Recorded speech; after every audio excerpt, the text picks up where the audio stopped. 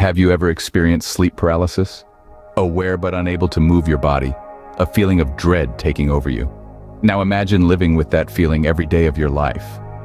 This is the chilling reality for those living with locked-in syndrome, a rare neurological disorder characterized by complete paralysis of voluntary muscles in the body, except for those that control the eyes.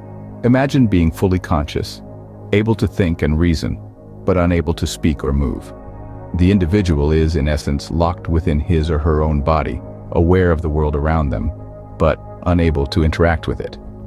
They can see, hear, and feel, but they cannot communicate their thoughts or feelings. They're prisoners within their own bodies, living in a state of near-total paralysis. The name itself, locked-in syndrome, paints a vivid picture of the condition's harsh reality. Imagine being unable to express your thoughts, share your feelings, or even perform the simplest of physical tasks, like scratching an itch. This is the world that individuals with locked-in syndrome inhabit, a world where isolation and fear are constant companions. Yet despite the debilitating nature of this condition, those living with locked-in syndrome possess fully functioning minds. Their intellect remains intact, their cognitive abilities unimpaired. They are just as capable of thought, emotion, and understanding as before their condition took hold. The syndrome is often caused by a stroke at the level of the brainstem, which leaves the rest of the brain untouched. This means that while the body is paralyzed, the mind is unaffected. A mind that is fully aware and awake, trapped within a body that refuses to obey its commands.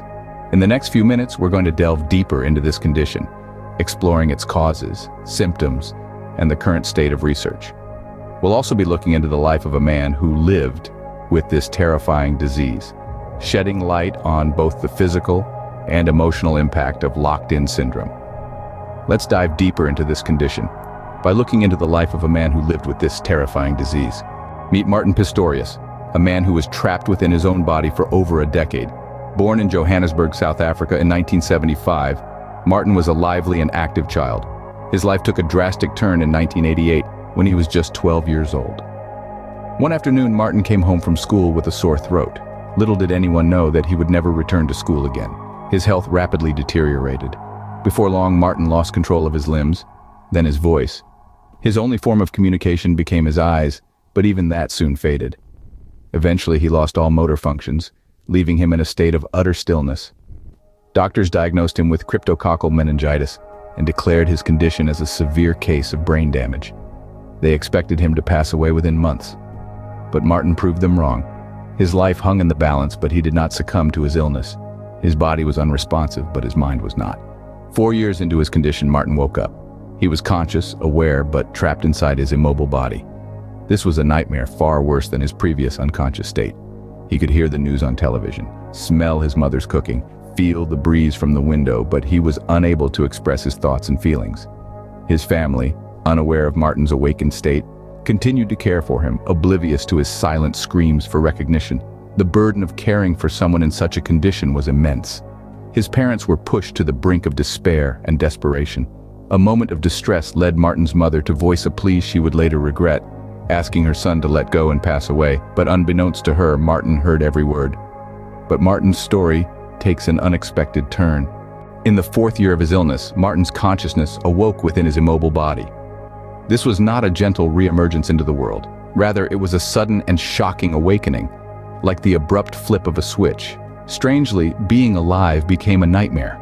Martin was trapped inside his own body, a body that had betrayed him, refusing to respond to his commands. His mind, however, was as sharp as ever. Imagine waking up one day to find yourself unable to move, speak, or even blink. You're fully aware of everything happening around you, yet you're locked inside a body that doesn't obey your will. This was Martin's reality. He became a silent observer of the world, a ghost within his own flesh. He could hear the television chattering in the background, smell the aroma of his mother's cooking, feel the breeze wafting in from the garden, yet he was unable to express or communicate any of his thoughts or feelings. This was a life of silent screams, a life where the mind was a prisoner in its own body. The burden of his care was immense, leading to despair within his family. His parents, once robust and full of life, began to crumble under the weight of their son's condition. Their days were filled with endless tasks to keep him alive, their nights haunted by the ghostly silence of their once lively son. The strain began to fracture their relationship, the cracks widening with each passing day. Martin's existence was a poignant reminder of the fragility of life. He was trapped in a world of silence, a world where time seemed to stand still. Yet his mind remained unbroken, a beacon of resilience amidst the darkest of storms. The awakening of his consciousness was a testament to the indomitable spirit of the human mind, a spirit that refuses to be extinguished even in the face of the most harrowing circumstances. The burden of his care was immense, leading to despair within his family. Amidst the despair, a desperate plea from his mother unknowingly fell upon conscious ears. Martin, locked within his own body, was the unintended recipient of this heartbreaking lament. His mother, worn down by the constant strain of care and the ceaseless worry for her son, found herself at an emotional tipping point. The relentless cycle of hope and disappointment had taken its toll, and in a moment of profound sorrow, she voiced a wish that no mother should ever have to utter. She stood by Martin's side, her heart heavy with the weight of years of anguish and frustration.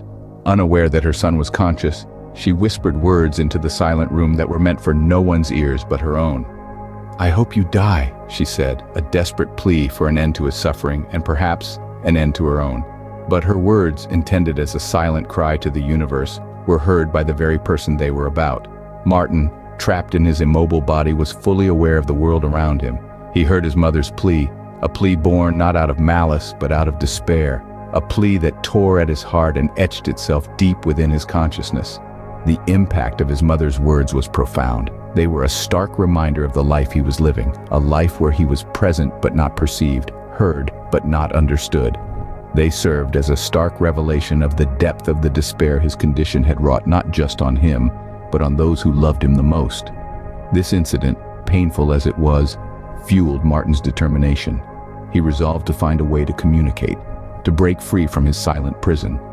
He knew the journey would be arduous, the path fraught with obstacles, but he was ready to face them head-on, driven by the desire to live and to make his presence known once more. But Martin's story does not end here. Despite the odds, Martin Pistorius defied his prognosis. His breakthrough came in the form of a simple blink. A keen-eyed caregiver noticed Martin's eyes following her around the room, a sign that there was more going on inside his head than anyone could have ever imagined. This inspired a series of tests that revealed Martin was not only conscious, but he was also intelligent and capable of communication. Martin's world opened up again through the use of assistive technology. A computer program was developed to track his eye movements, enabling him to select letters and form words. Through this, Martin could finally break the silence, expressing his thoughts and feelings for the first time in over a decade. In the years since his breakthrough, Martin has been on an extraordinary journey of recovery. His cognitive abilities have improved remarkably, and he has regained some control over his body. He can now operate a wheelchair, use a computer, and even drive a specially modified car. But Martin's story doesn't end with his recovery. Today, he is a successful author and motivational speaker, sharing his extraordinary journey with audiences around the world. His book, Ghost Boy, has inspired countless people, providing a testament to the resilience of the human spirit. In 2009, Martin's life was further enriched when he met the love of his life, Joanna. They fell in love over email exchanges, and in 2010 they tied the knot. Today they live happily in the UK, where Martin continues to work on improving his physical abilities and advocating for people with disabilities. Martin's story is a testament to the human spirit and the will to survive, even when trapped within one's own body. His journey has taught us that the human mind is an extraordinary thing, capable of overcoming even the most insurmountable challenges. Most importantly, it has reminded us never to underestimate the power of hope, determination, and the will to live.